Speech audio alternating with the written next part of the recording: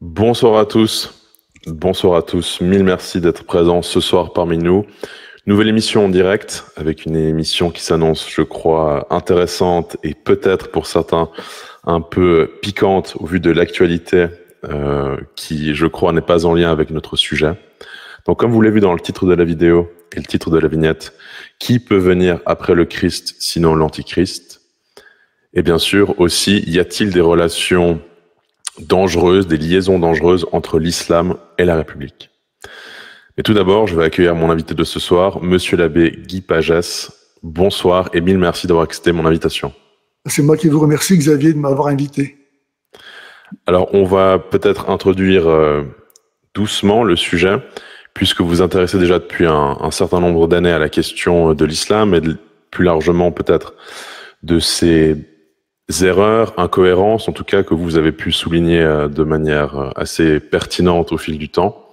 Alors peut-être pourriez-vous peut-être un petit peu nous expliquer votre démarche de manière générale et peut-être aussi votre site internet qui est celui de islam-et-vérité.com et le lien est dans la description pour que l'on comprenne, puisqu'évidemment je crois que la démarche première est celui de l'apostolat et des conversions. C'est ça. Et donc je me suis intéressé à cette question il y a de nombreuses années. En fait, ça a commencé en 2003-2004 lorsque je suis parti à la République de Djibouti comme aumônier militaire. Et là, j'étais confronté à une population musulmane qui, en fait, n'était pas évangélisée parce que l'Église dans les pays musulmans est tolérée à condition qu'elle n'évangélise pas. C'est un statu quo, modus vivendi, qui est admis partout. Mais bon, moi, je n'ai pas du tout accepté cette façon de faire et je me suis mis à évangéliser. Et j'ai eu la joie, en 5 mois, de voir 12 hommes et femmes demander le baptême.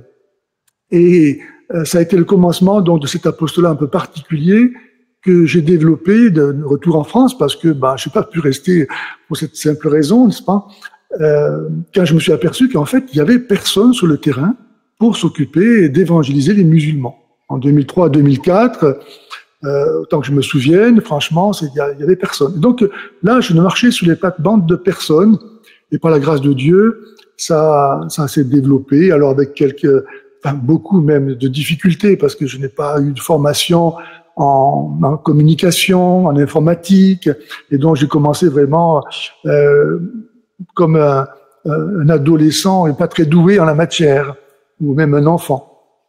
Mais peu à peu, avec persévérance, ma chaîne YouTube a été supprimée, mon site Islam et Vérité a été supprimé à 3 reprises par des hackers, et les premiers, ils avaient laissé un message sur mon site, Islam is the only true religion of the world. C'était le message quand tout le monde pouvait voir, au point que plus aucune plateforme, la dernière en question, c'était mon site, ne voulait héberger mon site. Mon site lui-même, donc, qui était la 3e plateforme avant l'actuelle, qui, Dieu merci, me supporte, me disait que ils accepteraient de continuer à héberger mon site à condition, je cite littéralement, à condition que je change chacune de mes pages. Faut dire. Donc j'ai été grande difficulté. Donc j'ai trouvé là actuellement, Dieu merci, une entreprise qui assume mais ils sont affrontés à des attaques continuelles au point que ça me coûte bien plus que si c'était sur une plateforme ordinaire, n'est-ce pas? Mais c'est le prix à payer pour avoir cette liberté que j'ai. Et je remercie beaucoup encore le patron de cette boîte qui, malgré les attaques qu'il reçoit sur cette plateforme, me supporte encore. Donc, le site Islam et Vérité a cette vocation, puisqu'il y a 2 titres, 2 noms, n'est-ce pas, Islam et Vérité, c'est de faire concurrencer la proposition de l'islam et puis la vérité qui peut être d'ordre philosophique et d'ordre spirituelle, religieuse, politique, etc. Donc ce jeu, évidemment, quand on lit ça, Islam et Vérité, on peut avoir l'impression que c'est pour glorifier la vérité de l'islam, mais précisément, l'islam et la vérité ne sont pas synonymes, et c'est le but de mon site, à la fois de montrer aux musulmans, avec l'aide de la raison et de la foi, pourquoi l'islam n'est pas la vérité, et à ceux qui connaissent la vérité, c'est-à-dire aux chrétiens, pourquoi ils ont bien raison d'être chrétiens, quoi, en regard de l'islam. Tout ça avec des arguments tirés non seulement de l'actualité, du Coran, mais en fait de l'analyse textuelle et logique. Voilà. Il y a, je crois aussi alors vraiment là ça permettra aussi peut-être aussi de comprendre l'importance de l'apostolat et de la vraie vérité avec un V majuscule qui est celui du catholicisme. Il y a un auteur que j'ai lu il y a quelques années quand je n'étais pas encore converti et que j'avais une autre ligne politique malheureusement qui n'était pas la bonne. C'est là que je vous interviewe moi-même un jour pour que vous me racontiez votre conversion, mon cher. Avec plaisir.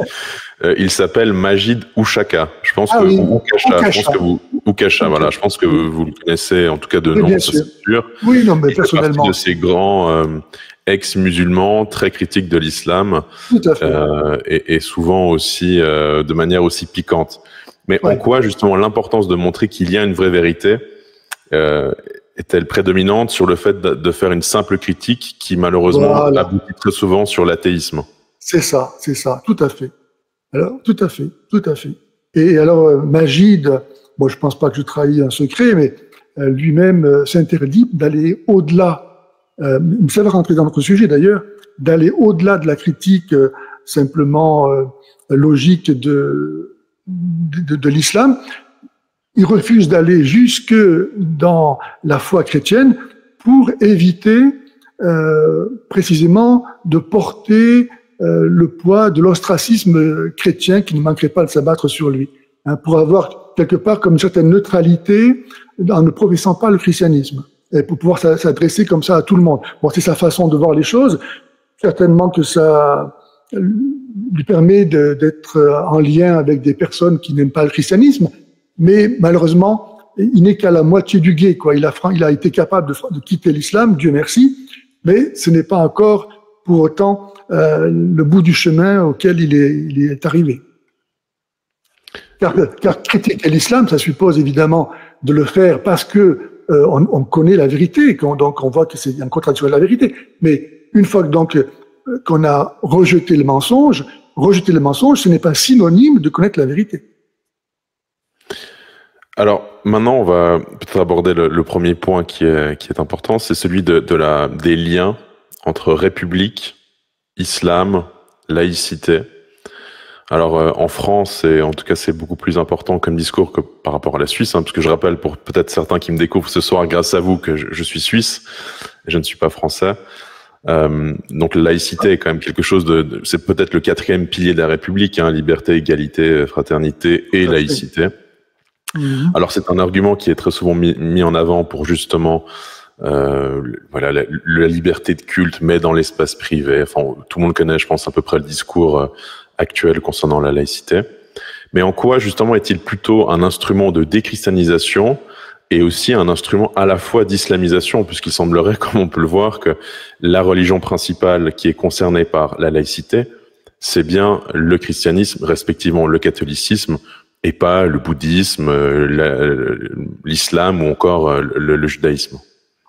Alors vous avez raison, l'histoire le montre, à savoir que dès le départ, la Révolution française au XVIIIe siècle a eu pour projet de quitter la foi chrétienne.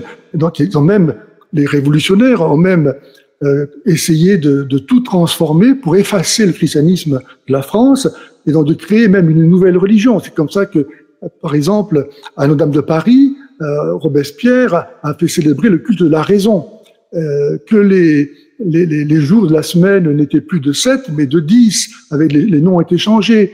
Il y avait la fête de la raison, de l'être suprême. La Révolution a créé la constitution civile du clergé, en demandant donc que dorénavant les évêques et les prêtres soient élus par le peuple, y compris par les non-catholiques. Donc le lien avec le pape était rompu. Il s'agissait les prêtres qui ont refusé souscrire à cette constitution ont été persécutés, mis à mort. Les chrétiens qui ont refusé d'entrer dans la nouvelle religion ont aussi été persécutés. Donc dès le départ, la Révolution française a été anti-chrétienne. C'est ça qui était important de voir. Et puis ça s'est prolongé tout au long jusqu'à aujourd'hui. Et la laïcité qui a été établie de façon formelle avec la loi de séparation de l'Église et l'État en 1905, exclut donc la référence à Dieu, la référence à Jésus-Christ, la référence à l'Église, et donc elle est anti-chrétienne par essence. La neutralité n'existe pas. Comme dit Jésus, qui n'est pas avec moi est contre moi. Donc ça, c'est le principe évident de la République qui est anti-chrétienne. La preuve en est d'ailleurs, c'est que si l'Église n'est plus l'âme de la France, en lui donnant précisément la connaissance de la vérité, bien il y a une autre instance religieuse entre guillemets qui a pris sa place, qui s'appelle la franc-maçonnerie. Donc la neutralité n'existe pas. Si c'est pas l'Église, ça sera l'anti-Église, en l'occurrence la franc-maçonnerie. La franc-maçonnerie, qui est, comme disaient on dit tous les papes au long de l'histoire, d'origine démoniaque. Oui, donc, alors, ce point particulier de la laïcité est à la fois contre le Christ et pour ceux qui sont contre le Christ. Peut-être qu'il y a une alliance objective, comme le titre de notre entretien le laissait deviner, entre la République et l'islam, parce qu'ils ont en commun le rejet du christianisme. La bête est dans l'Apocalypse, c'est au chapitre 12, tant que je me souvienne, et au verset 3, elle a 7 têtes, toutes différentes.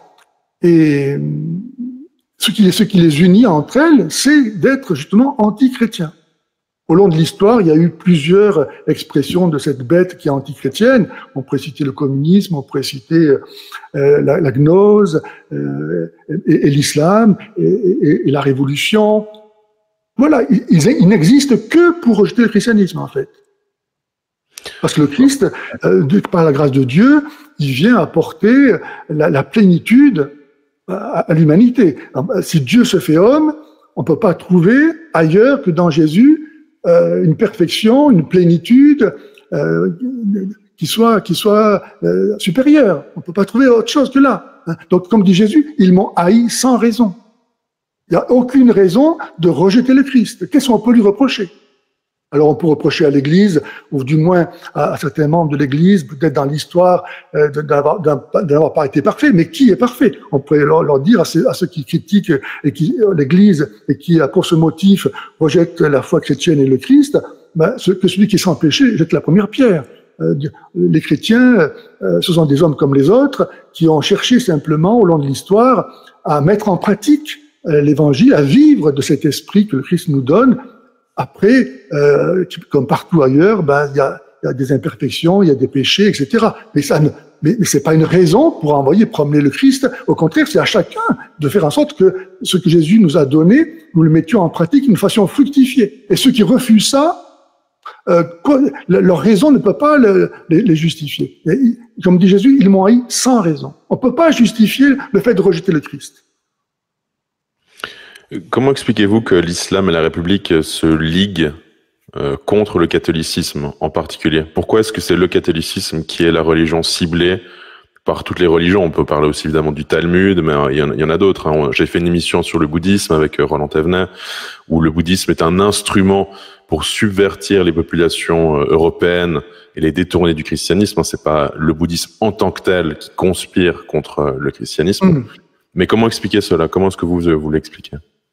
Alors, comme disait saint Paul, nous nous battons contre, non pas des êtres de chair et de sang, mais contre les esprits du mal qui habitent les espaces célestes. Il faut bien comprendre que la vie ne peut pas s'expliquer autrement que dans le cadre d'une vision apportée par le Christ, qui est la vérité, c'est pas pour rien, et que donc dans cette vision-là, il y a des êtres dont le démon, on le voit dans la vie de Jésus lui-même, quand il est au désert, il est tenté, le démon vient pour essayer de détruire son œuvre, chacun d'entre nous, nous sommes soumis à l'influence des démons, hein, c'est-à-dire des esprits qui nous communiquent des pensées. Alors la plupart des gens ne se rendent pas compte de ça. Ils pensent que tout ce qu'ils pensent, c'est eux qui le pensent. Mais non, tout ce que nous pensons ne vient pas forcément de nous. Ça peut être soit Dieu qui nous envoie par notre ange gardien une inspiration, une idée nouvelle, un conseil, etc.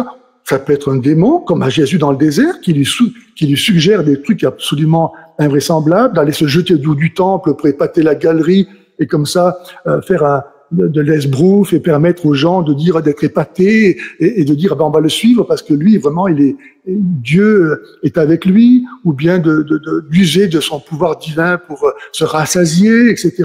Donc même notre Seigneur a eu des idées qui n'étaient pas les siennes en fait. Voilà, c'était un autre esprit qui communiquait d'esprit à esprit ses propres idées. Et donc les hommes, ils ont eux aussi comme ça des pensées qui viennent, qui ne sont pas le fruit de leur propre raisonnement, qui ne sont pas inspirés par Dieu, mais par le démon. Et s'ils ne savent pas discerner les esprits, eh ben ils sont manipulés et ils tombent et ils deviennent des pantins au service du mal.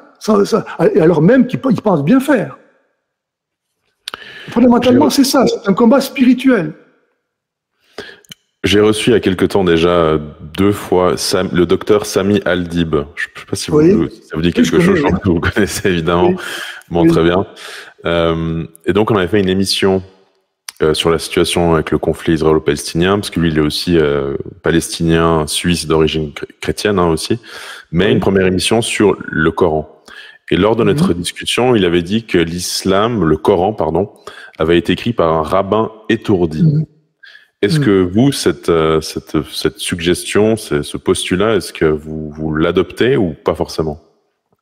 Écoutez, je suis persuadé que effectivement le Coran montre un antichristianisme et un retour au judaïsme. Moïse est cité des centaines de fois dans le Coran, Jésus peut-être 25 fois et Mahomet 4 ou 5 fois. Donc on voit que Moïse a une importance très grande dans le Coran.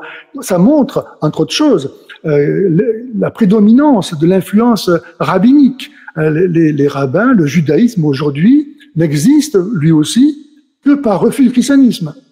Et donc, on voit dans l'histoire comment l'alliance basée sur le postulat que les Juifs descendent d'Isaac, par Isaac, d'Abraham, et les Arabes descendent eux aussi d'Abraham par Ismaël. Ils sont donc frères, et au nom de cette fraternité, ils sont héritiers de la promesse faite à Abraham. Et donc cette promesse est liée à la possession du monde, et patati patata. Donc l'islam, en fait, c'est un mélange de judaïsme. C'est pour ça que on va retourner à la circoncision, on va retourner à la lapidation des adultères, on va retourner au halal, etc., etc. Donc on va garder l'influence judaïque, et on va prendre du christianisme son messianisme, on va prendre son universalisme, et on va donc faire du peuple arabe le nouveau peuple élu, pour faire le pendant donc du judaïsme, et vouloir imposer le judaïsme finalement au monde entier au titre du salut. Donc ça me paraît être une évidence quand on étudie l'islam, que l'islam dans son origine effectivement est judaïque. Pour plusieurs raisons, parce que donc il reprend les préceptes du judaïsme, même s'ils sont déformés, tout est déformé de toute façon dans l'islam, et le christianisme pour le détruire, pour faire le pendant, pour le remplacer. Hein. Et comme Jésus est un personnage important, on peut pas faire comme s'il n'était pas là, donc on va en parler dans le Coran, mais on va le déformer. Jésus est honoré comme prophète, il est même le Messie dans le Coran, mais ce mot est vide, ça ne signifie rien. Pourtant, les musulmans devraient s'interroger. Il y a plusieurs prophètes, il n'y a qu'un seul Messie. Or, le Coran dit que Jésus est le Messie. Qu'est-ce que c'est que le Messie? Eh bien, demandons aux Juifs. Les Juifs attendent le Messie qu'ils n'ont pas reconnu en Jésus, que les chrétiens ont reconnu en Jésus, que le Coran dit être Jésus. Et quand on leur demande aux Juifs qui est le Messie, ils répondent c'est le Sauveur du monde. Donc si Jésus est le sauveur du monde, on n'a pas à attendre quelqu'un d'autre. D'où mon slogan, qui peut venir après le Christ sinon l'Antichrist. Les musulmans donc croient au Christ, puisque c'est dans le Coran. Ils croient aussi que l'Antichrist viendra, mais n'ont jamais imaginé que l'islam venant après le Christ puisse être lui-même l'Antichrist. Alors, c'est très bien que vous évoquiez cela, parce que si vous voulez bien, j'aimerais vous faire réagir à une vidéo sur ce sujet, sur le rôle de Jésus-Christ dans l'islam. Alors, en l'occurrence, c'est Alain Soral qui parle. Ça, c'est un détail. Mais ce qui est important aussi par rapport à ce que vous disiez, parce que, en effet, toutes les religions, d'une manière ou d'une autre, s'opposent au christianisme. On peut le voir aussi, je crois, dans les médias actuellement en France, de manière générale, qui se disent de droite, de gauche, du centre, ou d'en haut, ou d'en bas, ou que sais-je encore. Leur point commun, malheureusement, c'est leur antichristianisme, de manière assez flagrante et choquante. Et ça se voit même chez les gens qui sont modérés ou chez les plus radicaux. Alors, on va écouter cela, et puis comme ça, vous pourrez réagir, et puis évidemment répondre aussi pour nos auditeurs et téléspectateurs, parce qu'il me semble, au vu de ce que Alain Soral dit et au vu de ce que vous dites, il y a beaucoup d'erreurs du côté d'Alain Soral. Important de l'islam, c'est Jésus. C'est pas seulement un prophète, il revient à la fin des temps pour défaire les armées du diable. C'est le personnage le plus important de l'islam. Et comme c'est le personnage le plus important de l'islam, la Vierge Marie, sa mère, est un personnage pratiquement aussi important que lui. Ils sont au sommet. Je suis toujours pour que le catholicisme soit la religion d'État, parce que c'est la religion historique de la France. Et ça nous permet de sortir du mensonge de la laïcité qui met à égalité la religion historique de la France et n'importe quoi d'autre. Et forcément, de ce faux égalitarisme abstrait voulu par la franc-maçonnerie et ceux qui sont derrière, génère tout le chaos et notre relation problématique à l'islam et d'ailleurs au judaïsme aussi. Ça réglerait bien des problèmes et ça nous débarrasserait du mensonge de la laïcité, qui est un anticatholicisme qui ne dit pas son nom et qui n'a rien à voir non plus avec l'athéisme. Je suis aussi pour maintenir à tout prix la foi du charbonnier, parce que je pense que pour que les masses obéissent à la morale, il faut qu'elle ait une dimension transcendante. Et la morale religieuse est très bien, parce que par ailleurs, pour les élites, je suis un stoïcien. Je pense que les élites, elles, peuvent se poser la question du bien et du mal par une réflexion personnelle qui demande du temps et de la culture. Mais c'est quelque chose qui est dangereux si on propose ça, je veux dire, au commun des mortels et à la masse. Politiquement, ça pose des problèmes. C'est pour ça que Robespierre avait compris qu'il fallait créer, renouer avec Dieu par l'être suprême, tu vois. Alors, par rapport à justement ce que vous évoquiez à l'instant, oui. Le personnage le plus important, enfin, il a raison sur certains points par rapport notamment au rôle de la franc-maçonnerie et de la laïcité, on l'a abordé en tout début d'émission. Oui. En revanche, sur la question de Jésus-Christ, personnage principal qui revient justement, mais il ne revient pas pour les chrétiens, il vient pour détruire la croix, etc., etc. Donc là aussi, il y a un problème, n'est-ce pas, avec son analyse. Au-delà du fait aussi qu'on pourrait lui reprocher son martionnisme, mais ce n'est pas le sujet. Oui. Alors, comme je vous disais, dans l'islam, tout est changé. Donc Jésus, c'est vrai, c'est marqué qu'il revient à la fin des temps pour le jugement. Alors, qu'est-ce que c'est pas précisé? Alors qu'ils viennent pour détruire l'antichrist, détruire le mal, etc. Certainement, c'est ça, le jugement dernier, ça sera la défaite totale, définitive, absolue du démon et la condamnation de tous ceux qui l'auront servi, etc. Donc, l'islam, ensuite, parce qu'il y a très peu de choses dans le Coran, que c'est mal écrit, etc. Donc, on va broder, on va imaginer que le mal, c'est les chrétiens, par exemple, etc. Donc, mais ça, ce sont des développements qui sont faits ensuite et qui ont pignon sur rue dans l'islam, mais qui ne sont pas dits comme tels dans le Coran.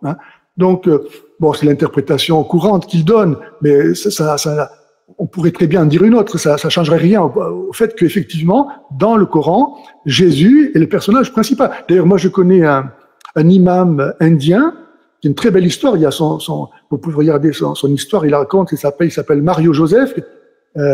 Donc, c'est un imam ses parents l'ont mis dans une madrasa à l'âge de 8 ans. Il en est sorti à l'âge de 18 ans avec tous les diplômes voulus. Il a commencé à prêcher.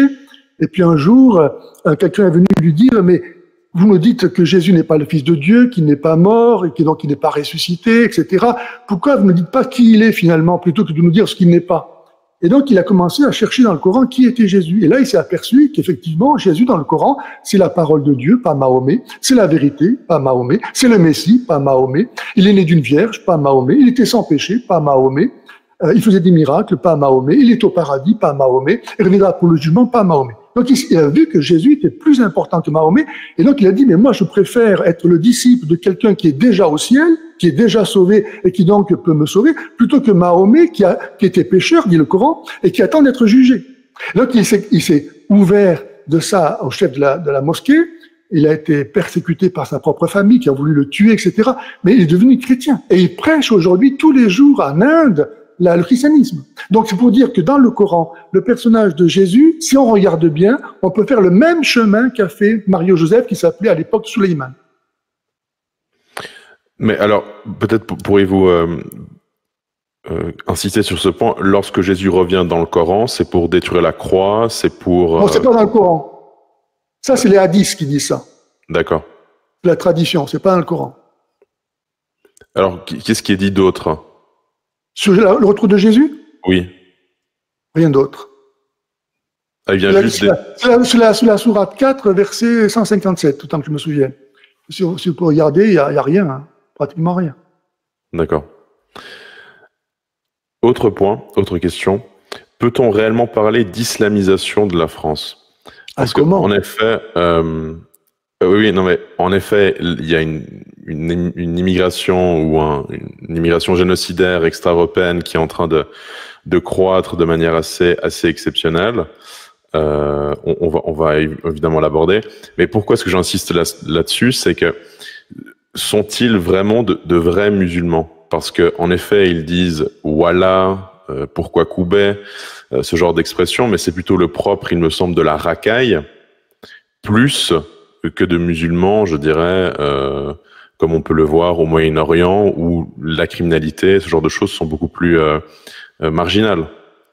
N'est-ce pas autre chose? N'est-ce pas peut-être une forme de pur produit à mi-chemin entre l'esprit républicain et l'islam, au niveau peut-être de certains comportements? Ou est-ce que non, pour vous, c'est vraiment l'islamisation et ses fruits? Alors, vous savez, je crois qu'en dernier lieu, tout musulman est musulman parce qu'il ne veut pas aller en enfer. La raison dernière d'un musulman d'être musulman, c'est d'éviter l'enfer. Et donc ces gens vivent en fait dans la terreur et ils ne veulent pas, parce qu'ils ne savent pas d'ailleurs si un jour ils iront, hein, parce que Allah il égare qui il veut et il sauve qui il veut. Donc personne ne peut savoir s'il sera sauvé ou pas. Donc on vit dans la terreur d'être peut-être destiné à l'enfer. Et donc aucun musulman qui a la grâce d'être musulman ne va échanger la possibilité de son salut possible en étant musulman, parce qu'il n'y a que les musulmans qui peuvent être sauvés dans ce cas de figure, avec quoi que ce soit d'autre, avec les plaisirs, avec les biens de la société actuelle. Donc un musulman qui vit en Occident, en France, même s'il n'est pas, Dieu merci, un terroriste, le fait qu'il soit musulman lui donne des devoirs. Le devoir de faire en sorte que l'islam gagne, que tout le monde devienne musulman. Il ne peut pas ne pas vouloir cela. Sinon, il ne serait pas musulman. Sinon, il est sûr de déplaire à Allah. Alors, même si, et il faut savoir aussi que les musulmans modérés, ils jouent un rôle très important. Parce que, à cause précisément de leur modération, ils engrangent au profit de l'islam les concessions qu'ils demandent pour éviter d'être précisément des terroristes. Par exemple, on voit là avec le rapport qui a été rendu sur les frères musulmans il n'y a pas très longtemps au président de la République, au sujet des frères musulmans, de l'entrisme des frères musulmans en France, eh bien, que préconise ce rapport, enfin les auteurs de ce rapport? Eh bien, de rendre l'apprentissage de l'arabe dès la maternelle, de faire déclarer musulmans, de déclarer l'État palestinien. Autrement dit, sous prétexte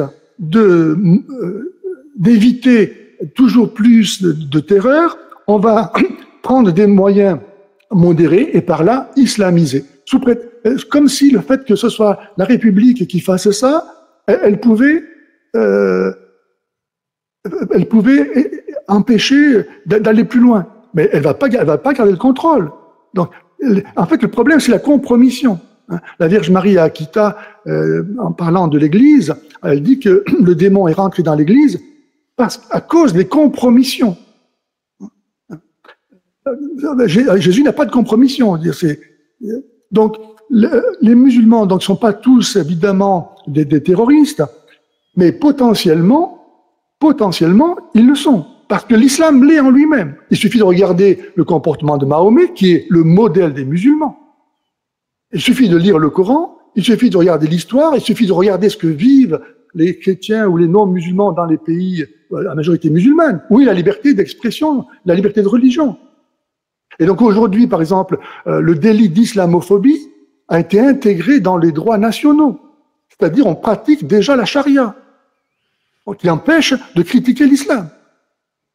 Donc, les musulmans modérés, moi, franchement, je leur dis, ou bien vous voulez être de vrais musulmans, et alors vous faites comme Mahomet, vous êtes des terroristes et vous cherchez à tuer, etc. Parce que c'est Allah qui vous le demande. Sourate 61, verset 4, Allah aime ceux qui vont jusqu'à tuer pour lui. Sourate 60, verset 4, entre nous et vous, c'est l'inimitié et la haine à jamais jusqu'à ce que vous soyez musulmans. Donc voilà. Et cela s'est mis dans la bouche d'Abraham, qui est présenté comme un modèle pour les musulmans, par Allah lui-même. Donc, si vous êtes des musulmans modérés, est-ce que si l'islam a besoin d'être modéré pour être acceptable, ça veut dire qu'en lui-même, il n'est pas bon.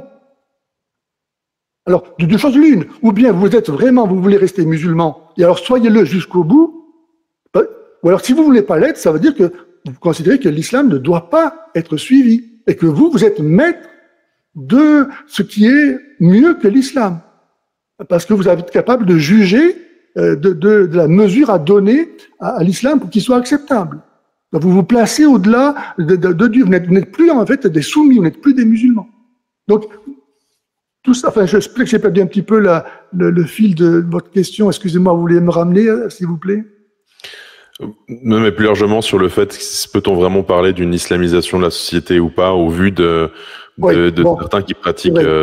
C'est vrai. Écoutez, moi, franchement, c'est clair que la société française s'islamise. Que ce soit l'immigration, que ce soit les conversions, que ce soit la natalité, de façon statistique, évidente, la France sera musulmane par la loi du nombre, qui est la loi de la démocratie. C'est pas compliqué.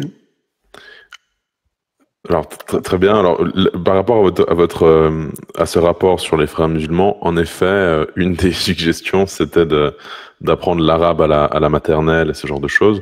Mais alors, au vu de cela, peut-on affirmer que l'islamisation est voulue de manière générale par les élites, comme on les appelle entre guillemets, ou pas?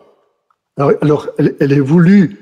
Bien sûr. Alors, vous savez que ça a commencé, en fait, de façon, on peut mettre un point particulier après, en 1973, avec la crise qu'il y a eu avec Israël, donc la victoire d'Israël, qui a fait que les pays arabes ont, pour lutter contre Israël, augmenté le prix du pétrole, pour forcer les pays européens et occidentaux à agir contre Israël. Et donc là, les politiques occidentales ont commencé à se plier aux desiderata des pays musulmans. Puis nous avons, à l'an 2000, produit par l'OSCI, qui est l'Organisation de la coopération islamique et qui regroupe 57 pays musulmans dans le monde, qui est la deuxième plus grande organisation mondiale après l'ONU. Ils ont produit un document qui s'appelle Stratégie culturelle pour les populations en Occident, pour les populations musulmanes en Occident. Je pourrais retrouver le terme exact, mais c'est ça. Stratégie, c'est vraiment le terme employé. Stratégie pour la culture, pour développer, en fait, défendre la culture des populations immigrées en Occident. Le but, c'est ça. Et donc, dans ce document, qui est très, très bien écrit, qui a une maîtrise parfaite de la langue française, des concepts, de la syntaxe, vraiment, c'est vraiment écrit tout à fait remarquable. Et donc, il montre que, et je pourrais vous lire ça, j'avais fait des extraits là dans un document, mais que en fait, les musulmans doivent agir en prenant pour appui la défense des minorités, les droits de l'homme, etc., pour sauvegarder leur culture, l'islam, donc, ne pas s'intégrer et proposer, instaurer une nouvelle civilisation en Occident, c'est-à-dire la civilisation musulmane. Donc tout ça, ça a été planifié, voulu, on le sait depuis longtemps. C'est au grand jour.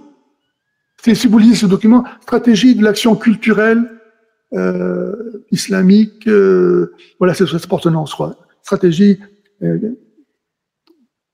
l'action culturelle islamique, voilà, en Occident. C'est ça le titre. Et c'est donc produit par l'OSCI et l'ICESCO, qui est le pendant de l'UNESCO, qui gère donc voilà les choses culturelles pour l'OSCI. On trouve ce document sur mon site d'ailleurs, parce que je ne suis pas sûr qu'il soit encore sur le site de l'ICESCO, tellement ça a soulevé dans le monde des réactions. Alors, avant que nous passions à la suite, j'invite nos auditeurs et téléspectateurs, comme d'habitude, à aimer, à commenter, à partager, à s'abonner à la chaîne, que ce soit sur Twitch, sur X, sur YouTube ou ailleurs. Évidemment, on va encore aborder quelques points, mais si ce n'est pas déjà fait, et après l'émission, n'hésitez pas à aller sur le site internet de l'abbé Pagès, islam-et-vérité.com, pour approfondir peut-être certains points, et peut-être s'il y a des musulmans qui nous écoutent, évidemment, à se convertir au catholicisme. Alors, la seule vraie religion. Exactement. Est-ce que vous voulez que je diffuse votre PDF comme demandé maintenant ou un peu plus tard? Bon, écoutez, effectivement, oui, on peut le prendre, oui. Sinon, on peut écouter l'extrait sur votre site, c'est vraiment comme vous le souhaitez. Dans les deux cas, ce serait pour justement regarder ce que dit Vincent Payon. Donc on peut regarder d'abord la vidéo et puis après son texte, si vous voulez. Très bien. Alors on va remettre ça tout de suite. Alors nous sommes sur votre site, hein, donc Islam et Vérité. Et puis là, c'est Vincent Payon, ex-ministre de l'Éducation nationale, écrit dans la Révolution française n'est pas terminée en 2008. Et puis là, on va écouter quelques extraits à ce propos. Spécifique. Ça germe donc dans les milieux républicains, beaucoup dans les milieux francs-maçons, sous le Second Empire, se constitue d'ailleurs, par exemple, une alliance religieuse universelle, dans laquelle on va trouver à la fois des catholiques libéraux, des protestants libéraux, des juifs libéraux, puisque toutes les religions sont un peu, enfin les dogmatismes sont en crise, mais en même temps des athées, des matérialistes, etc., portant un projet de religion universelle, de religion éclairée. Bon. Et donc, en fait, ceux qui vont construire, en grande partie, en tout cas l'école de la République, mais jouer un rôle déterminant dans la République, c'est le cas de Ferdinand Buisson, sont des gens qui sont venus à la République d'abord en étant des croyants, mais deuxièmement avec un projet spirituel, c'est-à-dire que la République, pour s'établir, a besoin de former sa propre religion, qu'ils vont appeler d'ailleurs, ça c'est un paradoxe incroyable, en tout cas une surprise, c'est un étonnement pour moi, jeune chercheur, la laïcité. C'est une religion de la liberté, c'est une religion de... Alors peut-être une première réaction sur cet extrait, après on pourra évidemment continuer si vous le voulez bien. Oui, donc vous voyez là, Vincent Payon montre bien que la laïcité c'est une religion. Et dans un livre qu'il va écrire un peu plus tard, il va développer ce point. On va regarder ça tout à l'heure quand on aura le document écrit. Alors la suite de cet entretien là, Vincent Payon, alors soit on le regarde, soit je vous l'ai dit tout de suite. Oui, on peut continuer, il n'y a aucun souci. Oui, regardez. Les droits de l'homme, c'est une religion donc de l'humanité partagée, c'est une religion de l'instruction, c'est une religion du libre examen, c'est une religion un peu hétérodoxe en ce sens qu'elle s'appuie sur tout un courant qu'on trouve à la fois dans la Kabbale, dans l'illuminisme, avec l'idée que c'est dans le fond aux hommes de continuer la création divine, donc on a une responsabilité aussi historique, ce que on appelle la théologie de la liberté, c'est-à-dire que l'œuvre n'est pas achevée, nous avons à la poursuivre, nous avons cette mission, et puis c'est comme je le dis, Religion démocratique en ce sens que le divin, ou je ne sais pas comment dire, doit s'incarner dans tous les hommes, à égalité. Pas de clergé, pas d'intercesseur entre Dieu et la conscience, pas non plus, si vous voulez, de théorie de la grâce, de l'élection, refus du péché originel aussi. Donc c'est quand même assez particulier. Mais voilà. Et donc là, Vincent Payon fait le constat que la Révolution n'a pas réussi en France à s'implanter complètement, à la différence des pays protestants, parce que précisément la France est catholique. Et donc il reproche ça. Maintenant, on va voir, si vous voulez, le document que je vous ai présenté là. Je sais pas comment on va faire. Voilà, il est à l'écran maintenant. Vous pouvez. Attendez. Voilà, là on voit votre souris. Vous pouvez. Oui, mais j'arrive pas à le développer. Attendez. Hop, là, aspect, c'est ça alors. Voilà, vous le voyez là? Vous voyez, oui, je le vois. Vous voyez le nouveau truc que j'ai amené là? Oui. Très bien. Alors, on voit peut-être. Voilà, c'est parfait. Si vous allez. Attendez, on va baisser ça parce qu'on va passer, on va rien voir. Voilà, parfait comme ça. Parfait. Comme ça. Ah oui, d'accord, pardon. Attendez, je vais peut-être garder un peu de place là. Voilà. Alors, alors, on va trouver ça. Attendez, voilà, là nous y sommes. Voilà un extrait. Un extrait. Ouh là, qu'est-ce qui se passe là?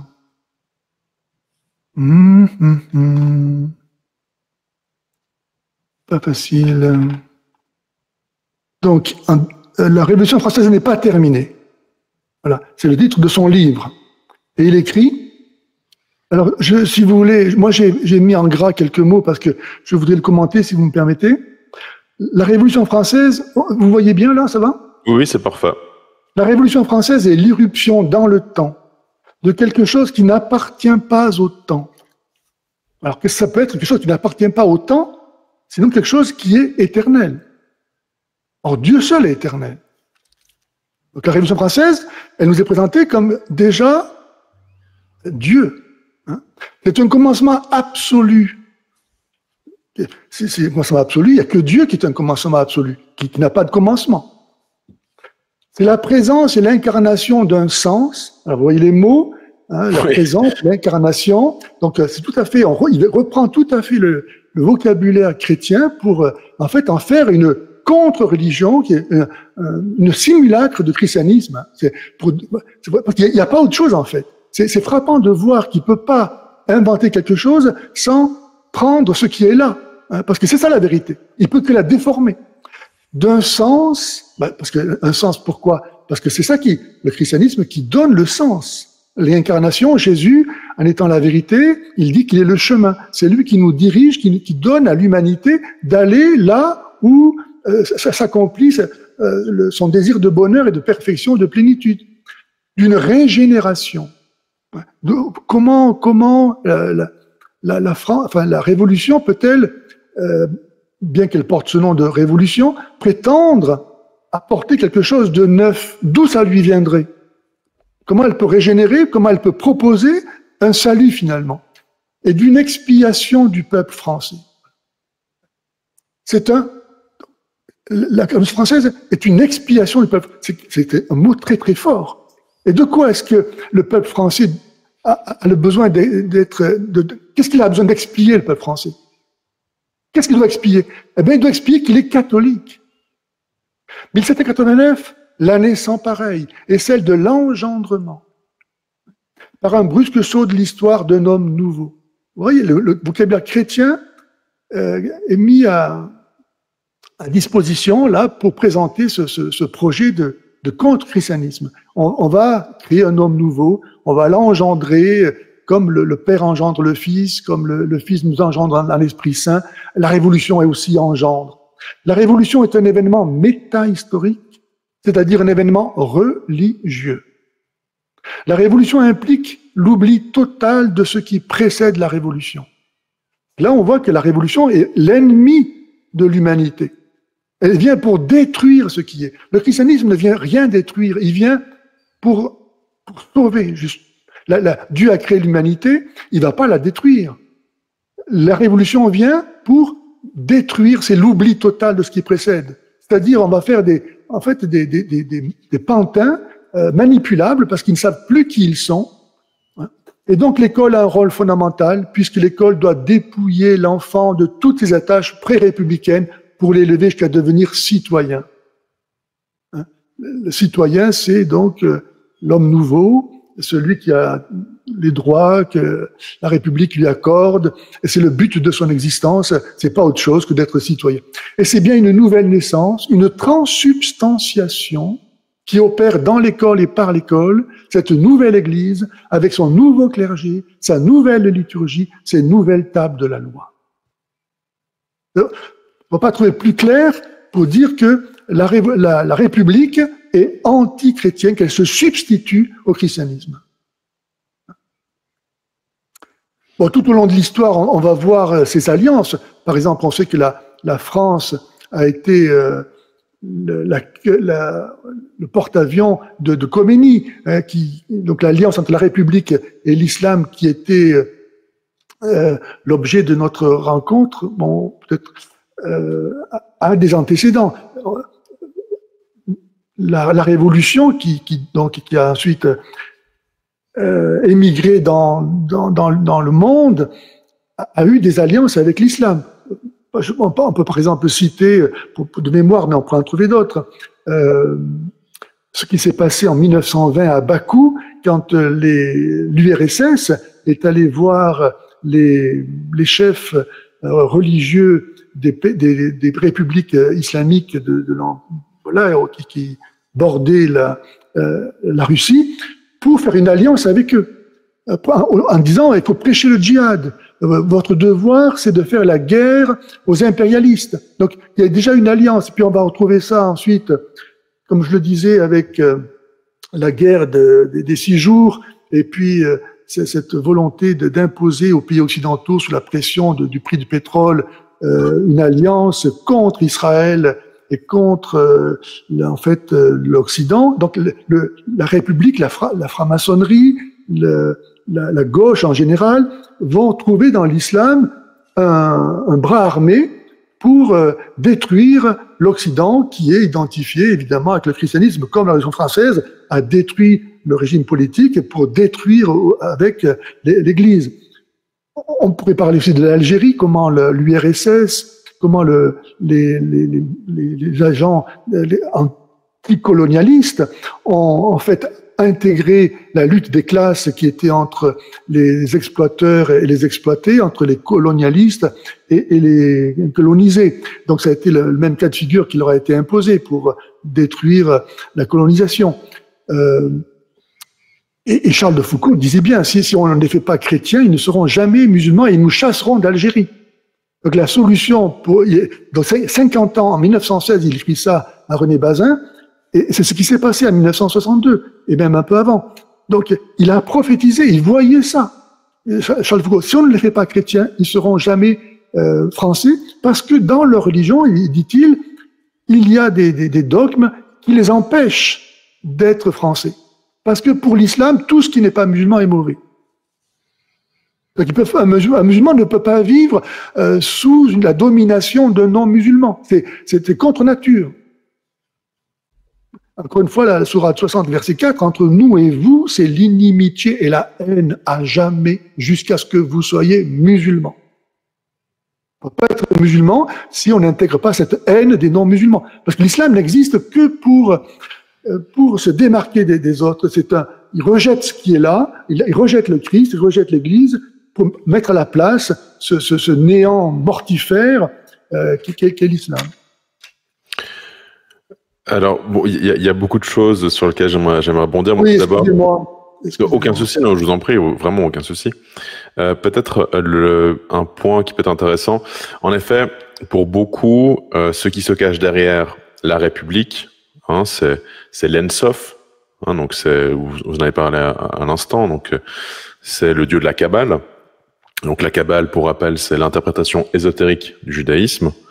Et puis, sur le point que vous évoquiez justement à l'instant avec l'islam, sur l'inimitié. Mais il semblerait aussi, par exemple, on l'a vu en plus récemment dans l'actualité malheureusement, où certains présentateurs de télé, comme Christophe de Chavannes, je crois, et une autre dame avocate, qui expliquait le fait qu'elle parlait des goïs, des goïms et des non-juifs. Il y a aussi, en plus des points communs que nous avons évoqués il y a quelques instants, ce dernier, je dirais, où il y a, en tout cas, en effet, une volonté de distinguer les juifs des non-juifs, et puis des musulmans et des non-musulmans. C'est ça. Alors, et en plus, dernier point par rapport à ce que nous avons évoqué à l'instant avec la citation de Sami Al-Dib, est-ce qu'on pourrait aussi affirmer que derrière aussi l'islamisation, il y a par exemple l'Ensof, le dieu de la Kabbale, qui est à l'œuvre. Et puis j'ai rajouté un dernier point et après je me tais, je vous prie de m'excuser. Ce que vous évoquez aussi avec l'Azerbaïdjan, j'ai reçu récemment Alexandre Goudarzi, qui est un chrétien d'Orient et qui est en mission à l'heure actuelle en Arménie, donc il connaît aussi très bien ce sujet. J'ai reçu aussi d'autres invités où nous avons parlé du traité de Trianon. Et le traité de Trianon, c'est aussi ce que vous avez évoqué aussi un instant, c'est-à-dire que c'est un exemple parfait pour expliquer qu'on a tenté de déstabiliser certaines régions, certains peuples, de créer des frontières artificielles pour aussi, malheureusement, créer du chaos. Et puis vous évoquez à l'instant l'URSS qui va en Azerbaïdjan, c'est aussi pour la simple et bonne raison, ou mauvaise raison, devrais-je dire, selon dans quel camp on se situe, pour détruire des chrétiens, des populations chrétiennes et des croix, comme ça a pu être dit. Alors, dans cette grosse question, je vous prie de m'excuser, peut-on dire que derrière aussi l'islam, derrière l'islamisation, derrière la République, il y a le dieu de la Kabbale? Écoutez, Vincent Payon lui-même le dit, hein. Il est juif lui-même, Vincent Payon. Et donc, il sait de quoi il parle. Hein. Et l'islam et le judaïsme, il n'y a pas beaucoup de différence. Hein. Voilà. C'est un... Encore une fois, il y a ce fondement mythique entre juifs et musulmans liés à la fraternité entre Isaac et Ismaël. Donc c'est ça qui, en fait, est la base, le support de cette alliance. Nous sommes enfants d'Abraham parce que voilà, nous avons le même père. Et c'est un peu dommage d'ailleurs que dans l'Église, on trouve, je pense au pape François lorsqu'il est allé en Irak, des chrétiens pour valider cette fraternité en Abraham. Hein. Quand Jésus dit aux Juifs, si vous étiez enfant d'Abraham, vous m'aimeriez. Vous avez pour père le diable et non pas Dieu comme vous le prétendez. La vraie descendance d'Abraham, signifiée, annoncée par la conception miraculeuse d'Isaac, c'est le Christ et en lui les chrétiens. C'est-à-dire ceux qui vivent de la foi, non pas de la chair et du sang, mais de l'esprit.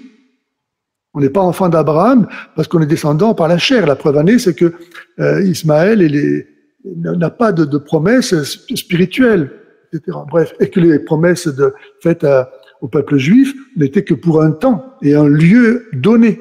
Et le malheur d'aujourd'hui, c'est que ils reviennent en Israël comme Jésus l'avait annoncé. Donc, quand ils pleurent devant Jérusalem en annonçant qu'elle va être rasée, que le temple va être rasé et qu'ils seront dispersés dans toutes les nations, jusqu'à ce que soit accompli le temps des païens, dit Jésus.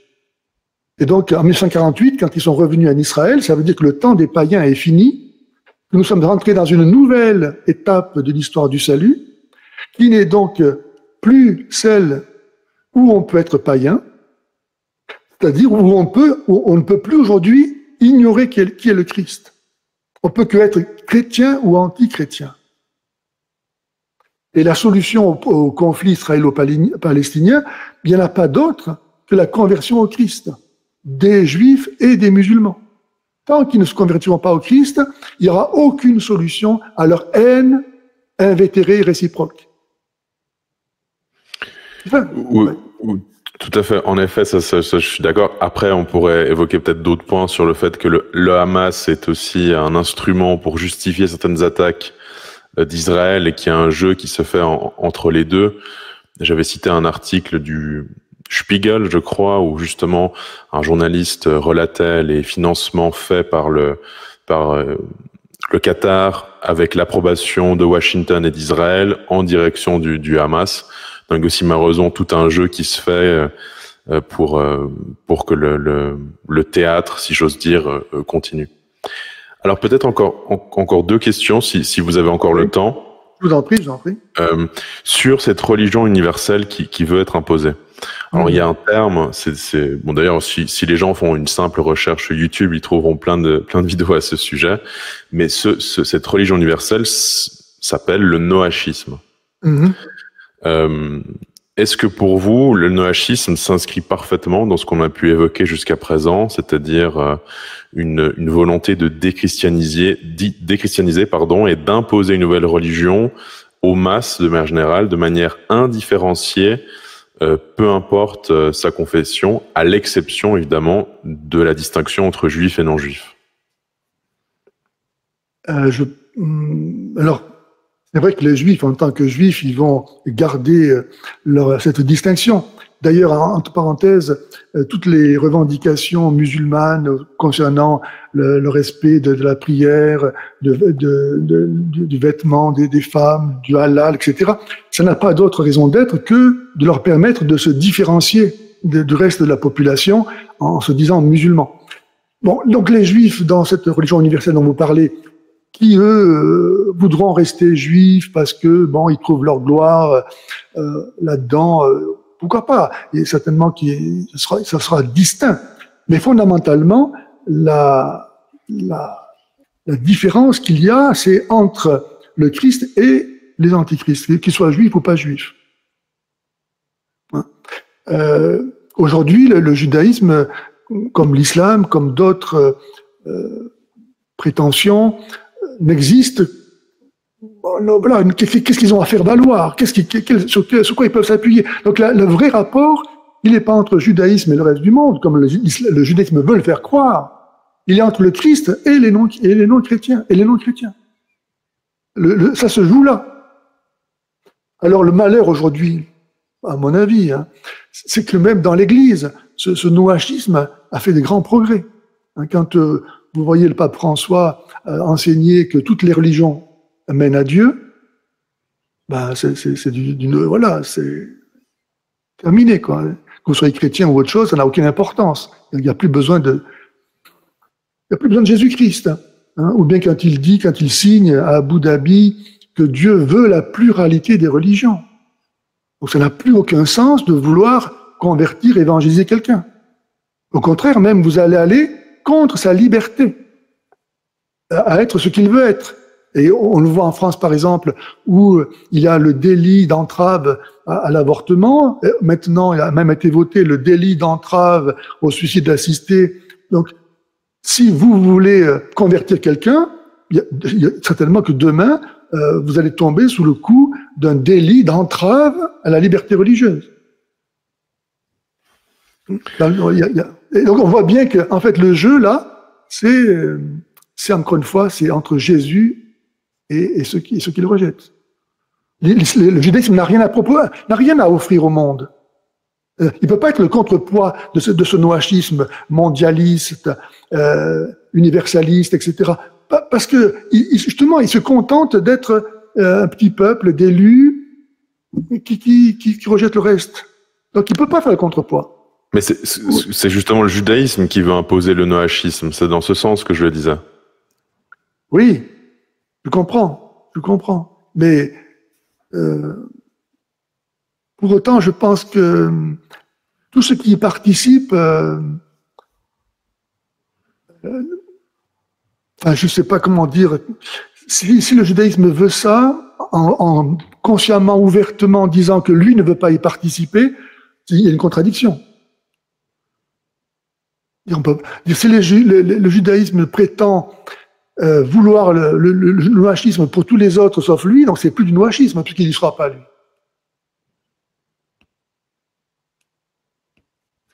Au temps de Noé, Abraham n'existait pas. Peut-être une dernière question et après on terminera sur quelques mots de bienveillance, parce que je vois que certaines personnes dans le chat sont un petit peu titillées par nos propos. Je rappelle quand même que il n'y a que de la charité, il n'y a pas de haine ou quoi que ce soit évidemment, ni dans les propos de l'abbé Pagès, ni dans les miens.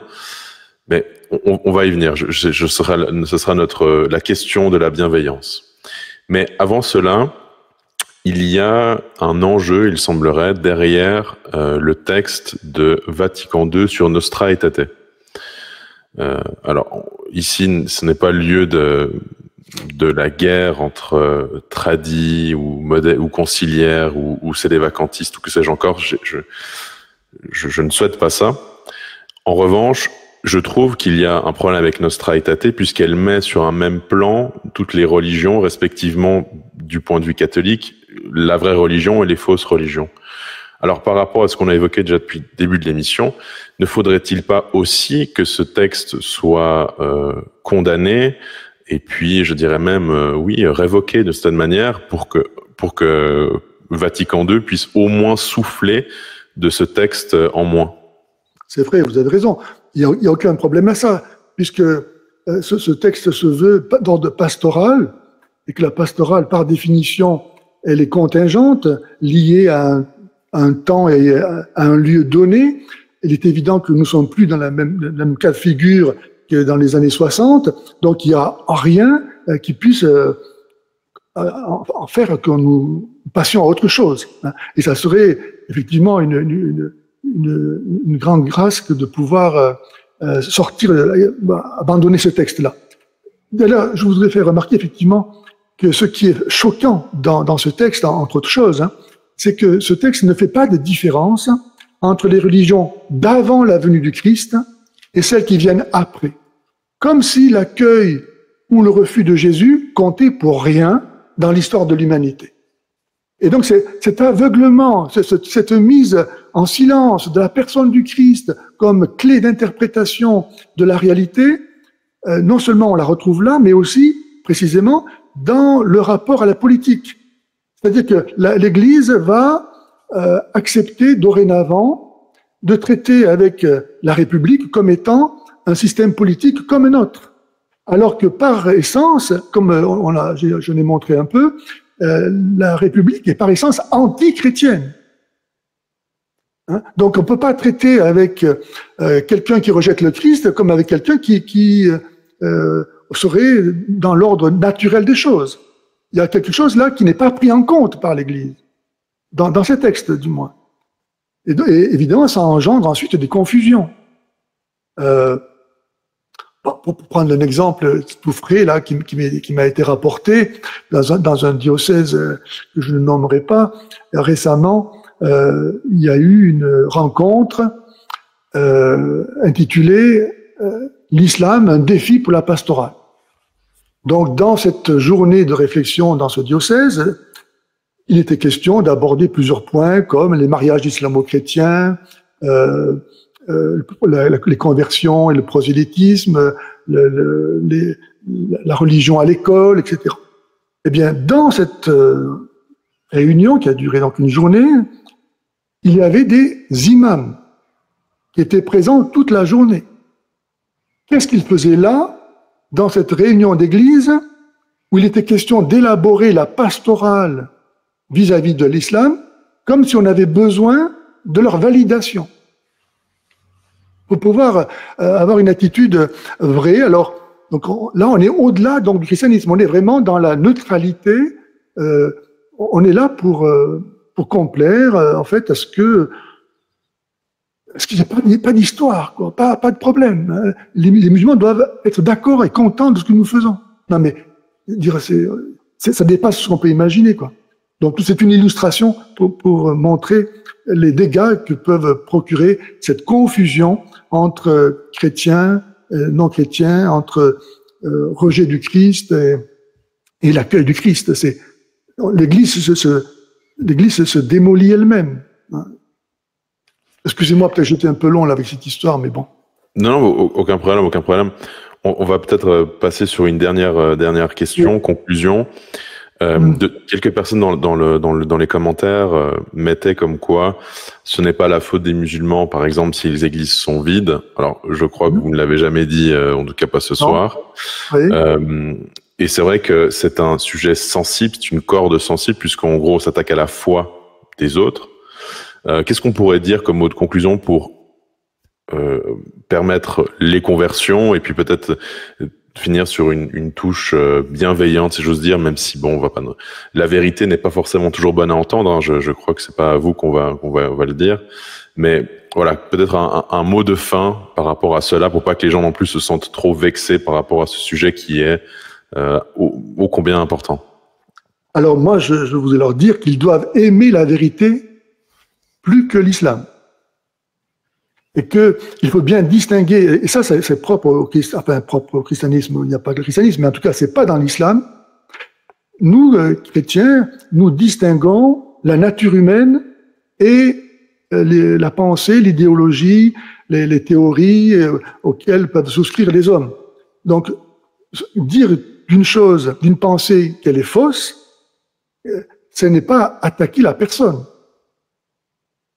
Or, dans l'islam, tout est la confusion totale. Sourate 30, verset 30, la nature humaine, c'est l'islam.